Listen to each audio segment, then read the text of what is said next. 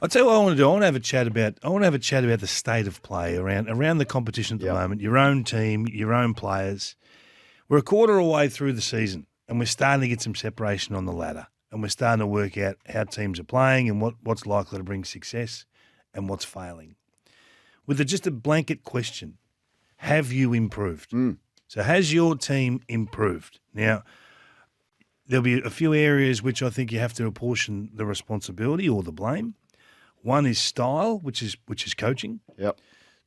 Two is recruiting. Have we got the right players? Are they standing up? Did we make the right trades? All those sorts of things. And have our trades actually impacted us in a positive or a negative fashion? And three is there's a little excuse for injuries. So if there are reasons, then you have to have a basket for that as well. So I'll just throw a couple at you just to get us rolling. So where do you sit with the Hawks after what you've seen so far? That's a tough one to start. They sit on 1 win and 5 they losses, win 8. but it's not about the wins. No, they've become harder to play against, but they won 8 last year. Have they improved? No. And They've improved in the last fortnight. What are you apportioning in the blame? What section? Well, recruiting, list management, because you were never going to improve with the change that you made. So I don't think they've given themselves a chance to improve, and I don't think that was their strategy to improve. I think they were quite happy to go backwards. But I would be comfortable as a Hawthorn fan to think, we're a pretty hard team to play against. I can see the style that is there. I'm happy with the development of a couple of the young players, and they've lost the last 2 games by 5 points combined against Adelaide, who's a good side. So you're happy with they haven't improved, but I'm comfortable with where they're at. Very good. If that is the way. Can I chuck one at you? Yes. Carlton.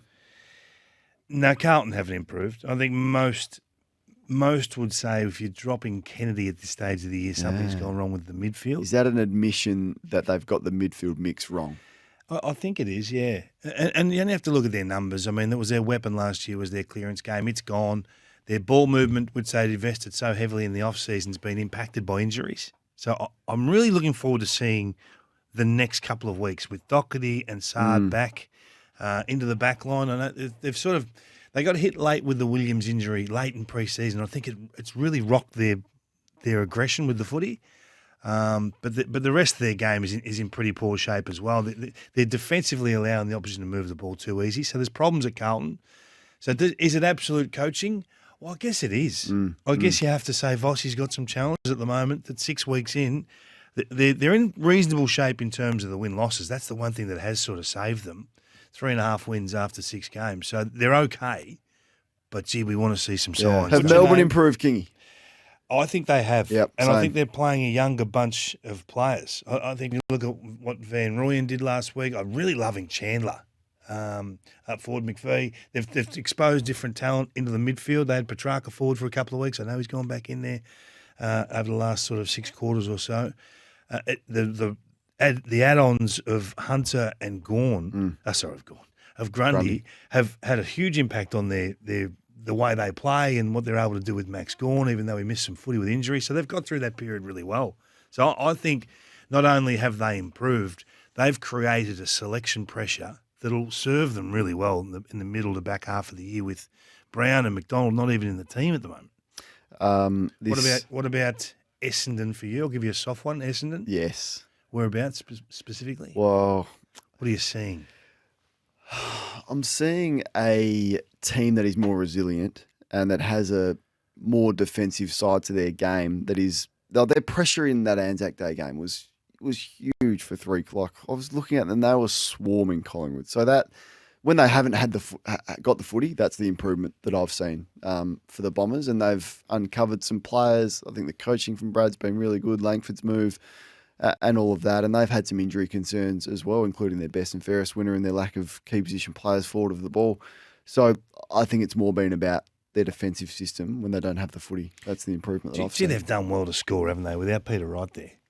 Yeah. And even Jake Stringer has had a checkered start to the season. So they haven't had their trump cards in the forward half, and they're still where they are on the table, sitting 4 and 2 at the moment. Midfield's been good too. Midfield been very good. Parish, see, this is where I'd like to have the discussion. See, Parish for me is a $900,000 player. Is he? Yeah. Yeah. 900. Total star. Inside and outside. He's a rare breed of midfielder that I think we've only got about 10 in the comp, maybe a dozen, that can win it on the inside, step out of traffic and create and also be part of just transition chains. 900 for Parish. I'd be buying Parish before I'd be buying Tom de Koning. All right. Have you say 1300 736 736. I'd probably still take the key position 23-year-old over Parish. We argued about Tom de Koning. I reckon it was after round 2, and you said to me, "Are you still comfortable with your?" See it. I said you said you don't see it, and you sort of said, "Are you still comfortable with your?" Because I held him in high regard. He's not getting a game. So what has happened there? They're disciplinary issues, aren't they? Oh, well, that's what a lot of people are texting through, but I haven't heard that from the club personally. But there's been a lot of chatter just on our temper text. Well, why would he be out if it's not? Form. It's hard to sign a player if you're not going to play him. Well, in the seniors. particularly when he's going to have massive. This is my point. He's going to have massive offers. I think he will. He couldn't. I think he will. What club could give him a massive deal? You've got a 205 centimetre key position ruckman that everyone would want at the age of 23, who has shown a lot of promise. Have you seen, you told me he was close to $1 million. I did, and I still stand by that. I think there will be a club that pays Tom de Koning between 800 and $1 million a year next year. Well, 800 is a fair reduction. Yeah, well, but let's just say, do you think that'd be a wise move? Is my question. I know you're all for it, but is it a wise move? I'm not all for it. I just think that's going to happen. But I wouldn't pay him that. What's his real worth? Well, 450. 400, 450. Which means he'll get 600. On current form. Yeah. Can you just tell me the game I should go and watch where you saw it? Well, I'm just telling you that if he does everything... Come on, we're back to a relationship. No, I'm just saying. Everything that Luke Jackson does, de Koning does just as well. Every single thing. So if Luke Jackson is getting 7 years at 900, this is what this guy's going to get. He's going to command that. Now, there's been one game that I've seen it. There's a couple of good games in the ruck last year that he played. I remember going on the footy show after one of them and saying this guy will be the next $1 million player in the game. If Luke Jackson's getting it, he'll get it. But aren't we? Isn't Luke Jackson a cautionary tale? Perhaps, but clubs don't heed cautionary tales. They don't learn. They don't. What do you think they do? Well, think of some of the numbers that players get, like the contract that Mick Stay gets, the contract that even Aiden Core gets at North Melbourne. These are big contracts for players that I don't think the 600. I don't think the 600 is a bigger contract as you there's make not. out. I know, but there's not many 200 and whatever centimetre 23-year-olds that can play ruck and forward running around, and there's a lot of teams that need them. But you got to impact as a ruck or as a forward or as a key back. That's my point. It's all well and good being 205 centimetres, but you got to do something for the 2 hours a game day. And the fact he's not in the team surely knocks around his price. Well, it doesn't help. We'll have this discussion later on, but I'm already hearing 7 years at Sydney. 7 years at Sydney. All the Saints fans are all over him. They want him, and he will not be struggling for a meal at the end of this year. He's going to get a big long-term deal. I'm certain of it. All right. So I'm going to say that he will stay. Okay. On a far reduced contract than those numbers you're throwing up. You think he'll leave because the numbers are too big? I don't know if he'll leave. I'm just saying the offers will be there for him to leave, and he'll have a hard choice to make. The Friday Agenda. Still thanks to Signet. Power every moment with the Signet Power Bank. They'll change your life, actually. Travel with it every week. They keep everything powered 24/7. Great supporters of our show and a magnificent product. Kingy, what do you want to put on the agenda this morning? Well, it's okay to be grey. What do you mean? The older guys in our AFL cycle at the moment are on fire. What, like Blighty and these guys? No, not that grey, not that grey. That's the 30 pluses. I want to read you the top 9 ranked 30 pluses in the competition. The top 8, 30 ranked 30 pluses in the competition. So Liberatore, Jeremy Cameron, Scotty Penlery, Paddy Dangerfield, Steele Sidebottom, Dylan Shield, Max Gawn and Nick Haynes. A very good group of 8. Good group. Would they beat this group of the top 8 rated 24 and unders.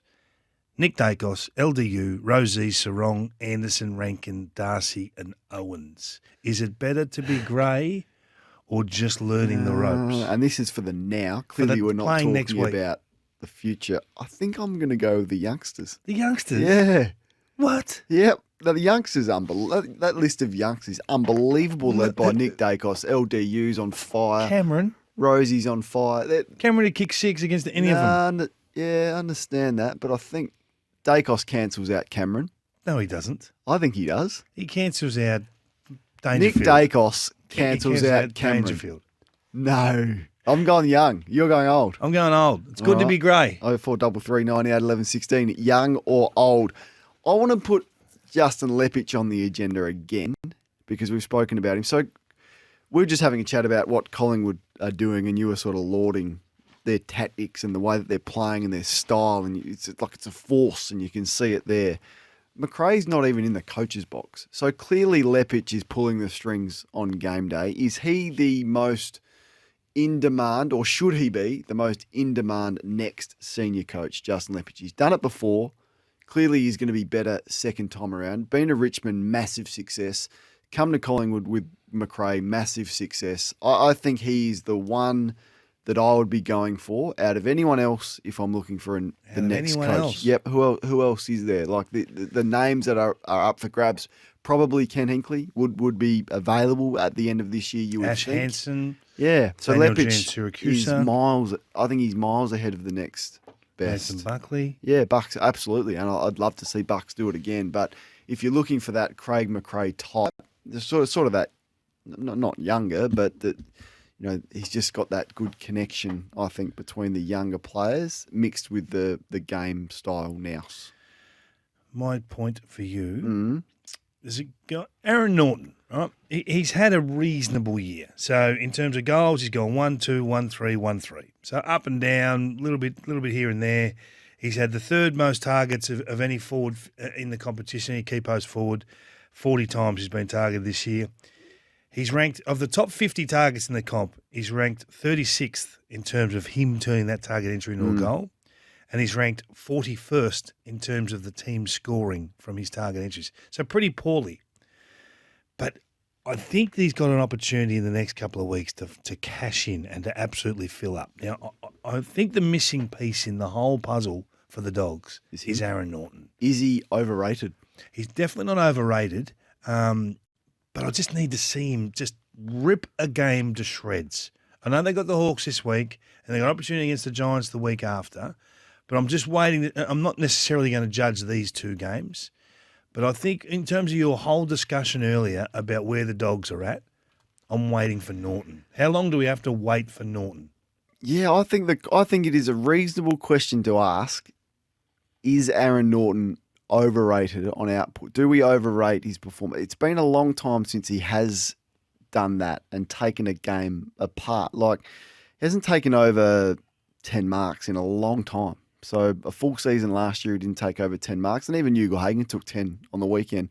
When's he going to have a 12-mark, 5-6 goal game, Aaron Naughton? I think that's a reasonable point that you're asking. On the key forwards, my one query about Collingwood is, can you win it without a genuine key forward?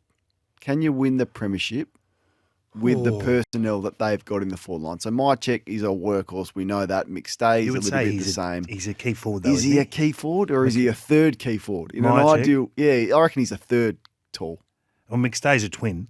Yeah, so they're both sort of your third option. They're not Cameron and Hawkins, are they? So two third talls don't make a No, tall. that's what I'm saying to you. But their depth of talent in the forward line is excellent. What about Coxie? Does Coxie come back in? Yeah. Is he in their best team? Yep. I think he's in the forward line. He's the 20% ruckman, 30%. Did Cameron and Cox both come back into that Collingwood side? And if so, who are you leaving out? Well, the way that they're going at the moment, it hasn't been a choice of who you're leaving out. No. There's no one to bring in. They're going to have that choice at some stage. It's a good question. So Frampton goes. But isn't it working? Yeah, it's working. I think it's working now, but it's an unusual makeup to win a premiership without a key forward. And maybe the Western Bulldogs have done it, and maybe Melbourne to a lesser extent did it, but it's rare to win one without a key forward. Let alone most teams have two. Dogs did it in 16. Yeah, but bit of Boyd, but they was did in it. the Bit of Stringer was almost playing that role. It's a good question. Yeah. I think they can. Yeah. I think they do. They do so much else better than the rest of the competition that they can. And it's early days. We're 6 weeks in. Let's see what's happening at round 15.